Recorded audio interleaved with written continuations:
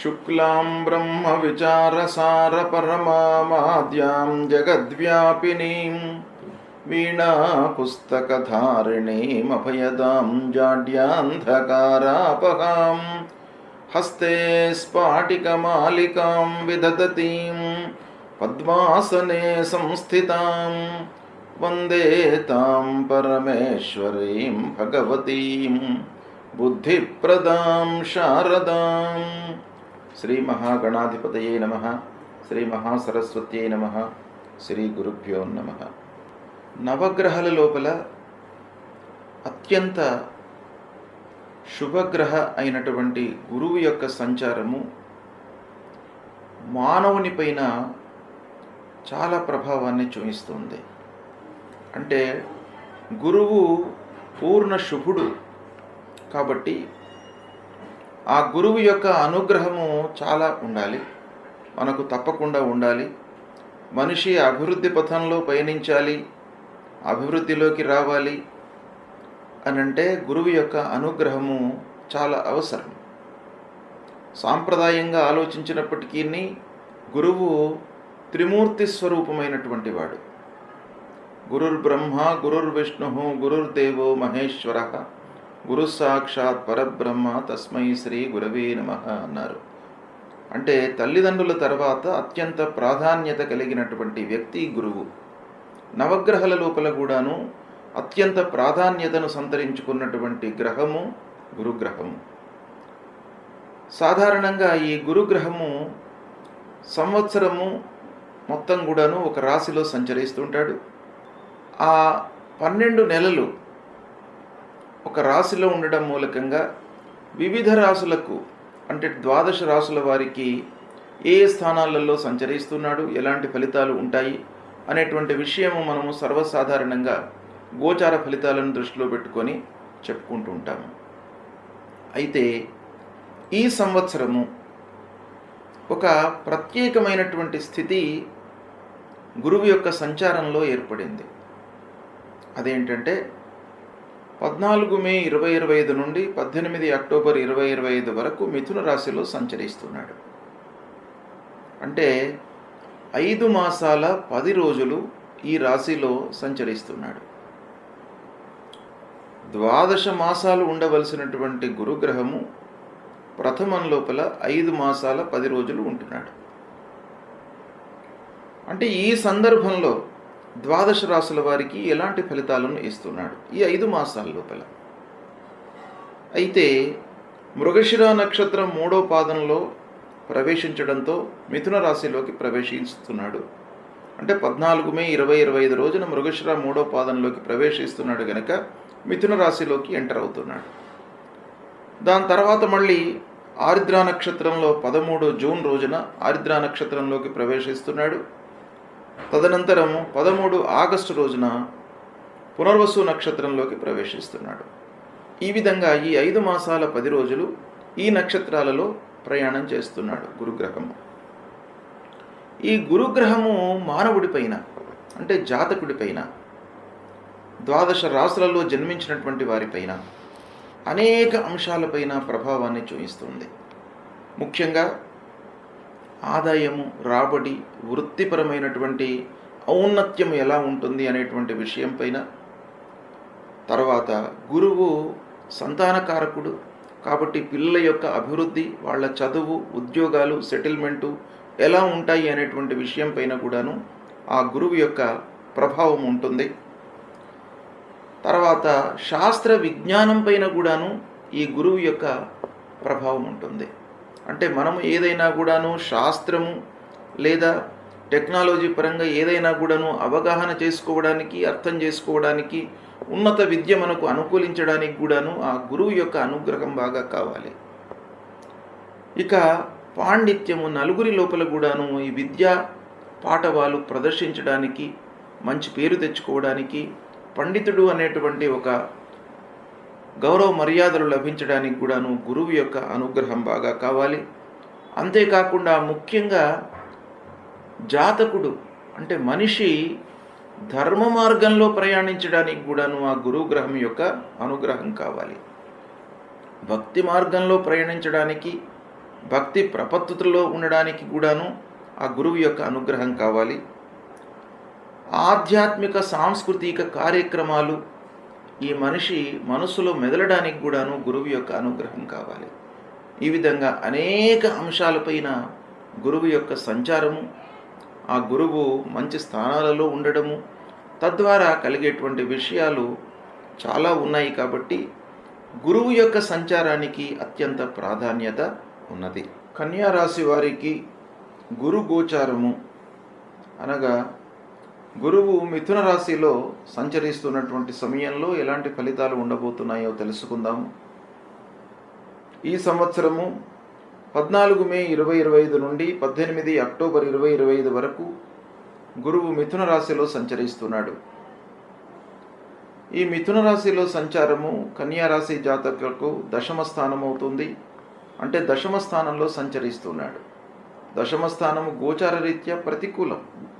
అయితే ఈ దశమ స్థానంలో సంచరించడము ప్రతికూలమైనప్పటికీ చతుర్థాధిపతి దశమంలో సంచరిస్తున్నాడు.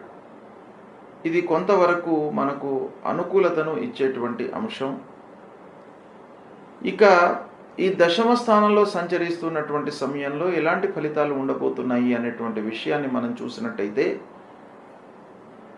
ముఖ్యంగా వృత్తి అంటే మనం చేసేటువంటి పని పైన ప్రభావాన్ని చూపిస్తాడు. మనం చేసేటువంటి పని లోపల పనివారితో, మనం కంపెనీ రన్ చేస్తూ ఉన్నప్పుడు మన దగ్గర పనిచేస్తున్నటువంటి వాళ్ళతో కొన్ని ఇబ్బందులు క్రియేట్ అయ్యేటువంటి అవకాశాలు ఉన్నాయి. మనము పనిచేస్తున్న చోట కూడాను కొన్ని ఇబ్బందులను ఎదుర్కొనేటువంటి అవకాశాలు ఉంటాయి. ఓవరాల్గా వృత్తిపరంగా సమస్యలను క్రియేట్ చేస్తాడు. ఇక వ్యాపారస్తుల విషయం చూసినట్టయితే వ్యాపారం బాగానే కొనసాగుతుంది. కానీ కార్యకలాపాలు చేస్తున్నటువంటి సమయం లోపల కొన్ని ఇబ్బందులు ఏర్పడతాయి. క్రయ విక్రయాలు మట్టుకు అనుకూలంగానే ఉంటాయి. ఇక అనాలోచిత పెట్టుబడులు చేసే అవకాశాలు ఉన్నాయి. బ్లైండ్గా మీరు పెట్టుబడులు పెట్టడానికి ఆస్కారం ఈ సమయంలో బాగా ఉంటుంది. కాబట్టి కొంత జాగ్రత్తగా ఆచితూచి పెట్టుబడులు పెట్టడము, ప్రాపర్టీస్ కొనడము, వస్తువులు కొనడము ఇలాంటివి చేయాలి. బ్లైండ్గా చేసినట్టయితే మీరు కొన్ని కష్టాలు నష్టాలలో ఇరుక్కుపోయేటువంటి అవకాశాలు ఉంటాయి. ముఖ్యంగా ప్రాపర్టీస్ వ్యవహారం డీల్ చేస్తున్నప్పుడు డాక్యుమెంట్స్ కానివ్వండి, మధ్యవర్తులు కానివ్వండి, వీళ్ళందరితోనూ కూడాను మీరు చాలా జాగ్రత్తగా ఉండాలి. ఈ దశమ స్థానంలో సంచరిస్తున్నప్పుడు ముఖ్యంగా వ్యవసాయదారులకు కొంత అనుకూలంగానే ఉంటుంది ఈ సమయము. అయినప్పటికీ వాళ్ళు ఊహించినంత లాభము ఉండదు.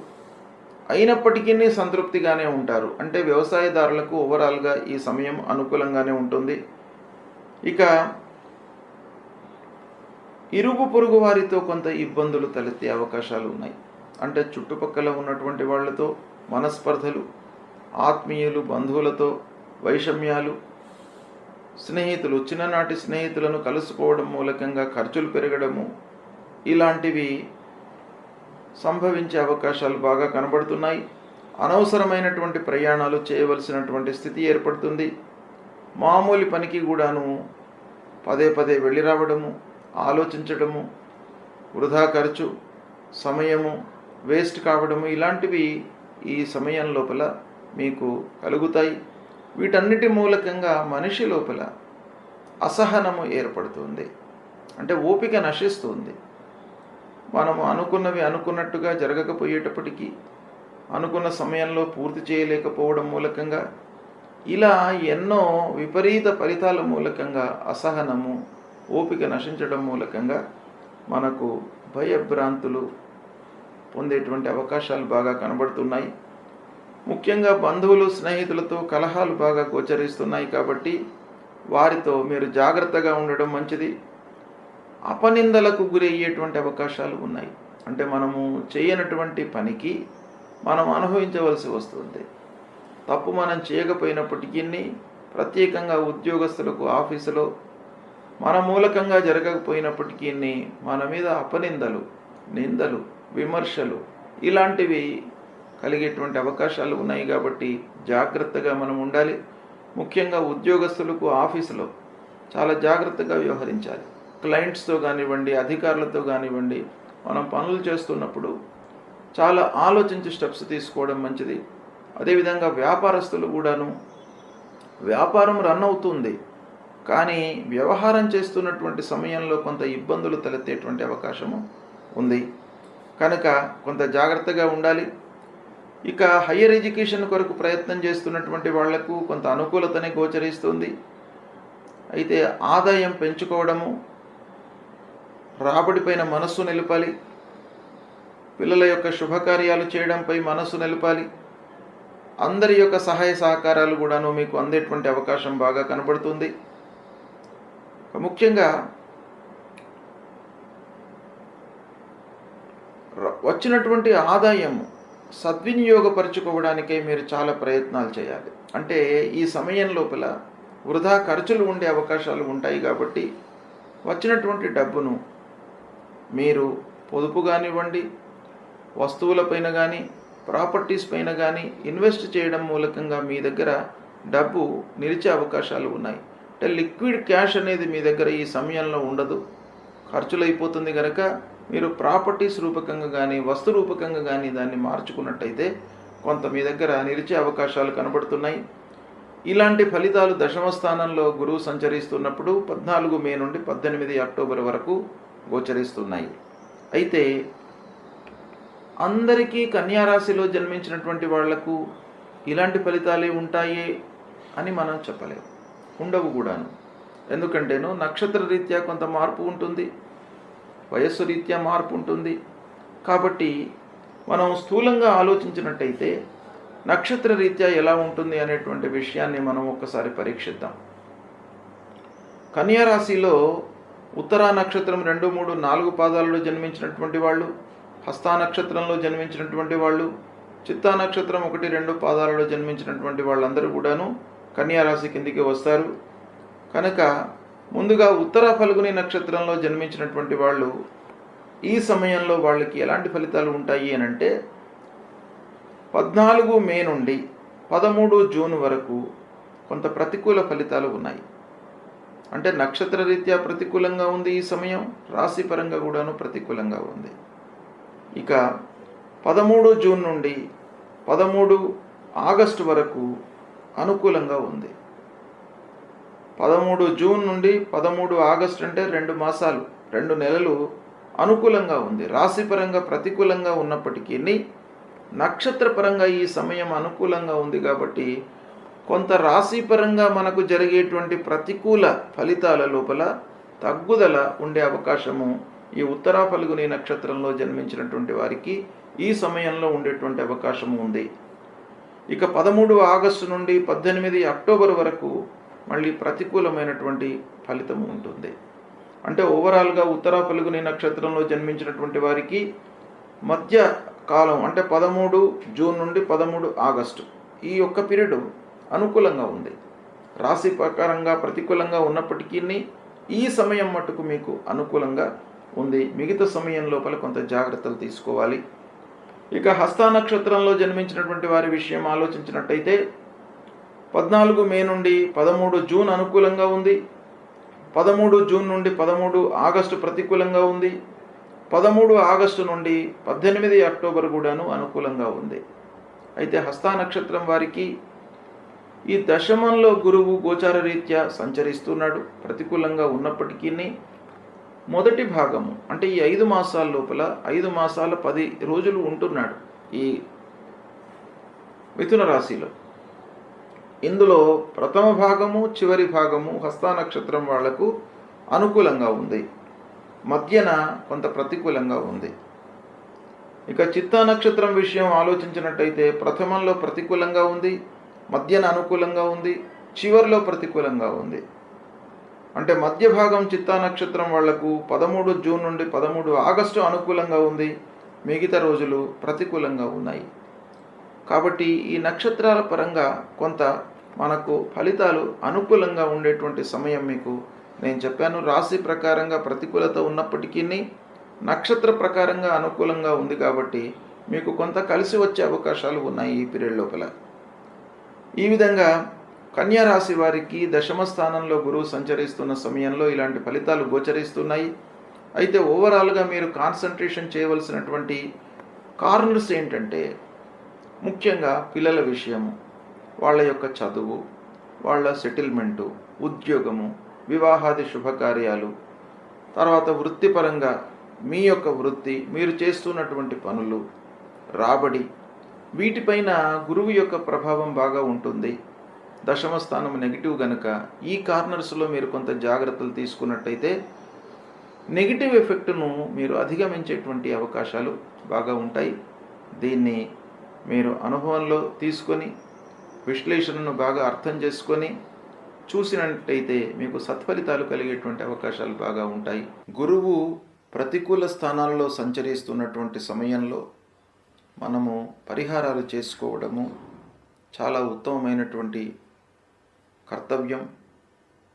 అంటే మానవ ప్రయత్నంగా కొన్ని రెక్టిఫికేషన్స్ చేసుకొని భగవంతుడి అనుగ్రహం కొరకై మనము పరిహారాలను చేసుకోవాలి. పరిహారాలను చేసుకునేటువంటి క్రమంలో మనకు శాస్త్రము 3 రకాలుగా చెప్పింది. ఒకటి, ఆ గురువుకు సంబంధించినటువంటి మూలమంత్రాన్ని ప్రతినిత్యం కూడాను జపించుకోవడము. దేవానాంచ ఋషీణాంచ గురుంకాంచన సన్నిభం వందనీయం త్రిలోకానాం తం నమామి బృహస్పతిం అనేటువంటి ఈ మూలమంత్రాన్ని ప్రతినిత్యం కూడాను 16 సార్లు జపించినట్టయితే ఆ గురు భగవానుడి యొక్క అనుగ్రహం మీకు లభిస్తుంది.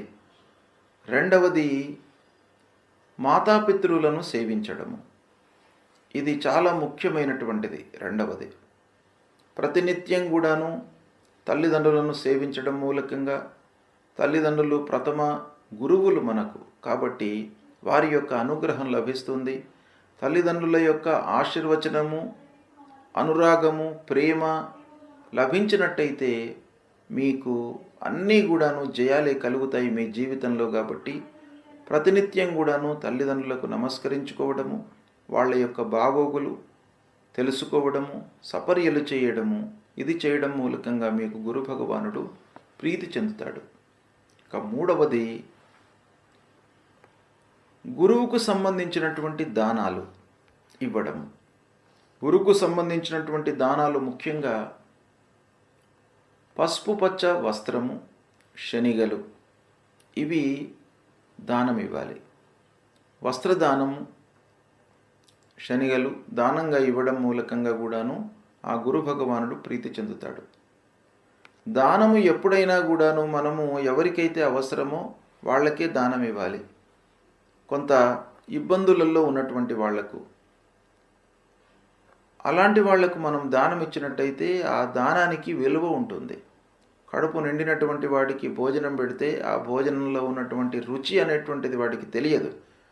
ఆకలితో ఉన్నటువంటి వాడికి భోజనం పెట్టడము, ఇలాంటివి కొన్ని చేయడం మూలకంగా ఆ గురు భగవానుడు ప్రీతి చెంది మీకు దుష్ట స్థానాలలో సంచరిస్తున్నటువంటి ఆ ప్రతికూల ఫలితాలను తగ్గించి అనుగ్రహించేటువంటి అవకాశాలు ఉంటాయి. కాబట్టి తప్పకుండా ఈ దానాలను కూడాను మీరు ఆచరించండి.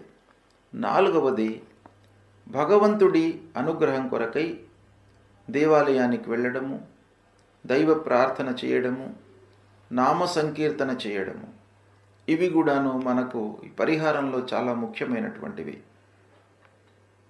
దత్తాత్రేయ స్వామిని కొలవండి, దక్షిణామూర్తి స్తోత్ర పారాయణం చేయండి, తర్వాత నరసింహస్వామిని కొలవండి, విష్ణు భగవానుని కొలవండి. దైవ కీర్తన, నామ సంకీర్తన అనేటువంటిది చాలా ముఖ్యమైనటువంటిది. కాబట్టి ఈ రకంగా మీరు చేసినట్టయితే ఆ గురు భగవానుడు మిమ్మల్ని అనుగ్రహిస్తాడు. కనుక తప్పకుండా గురువు ప్రతికూలంగా సంచరిస్తున్నప్పుడు తప్పకుండా మనము పరిహారాలు చేసుకోవాలి. ఇవి చేసుకోండి, మీరు శుభ ఫలితాలను పొందుతారు.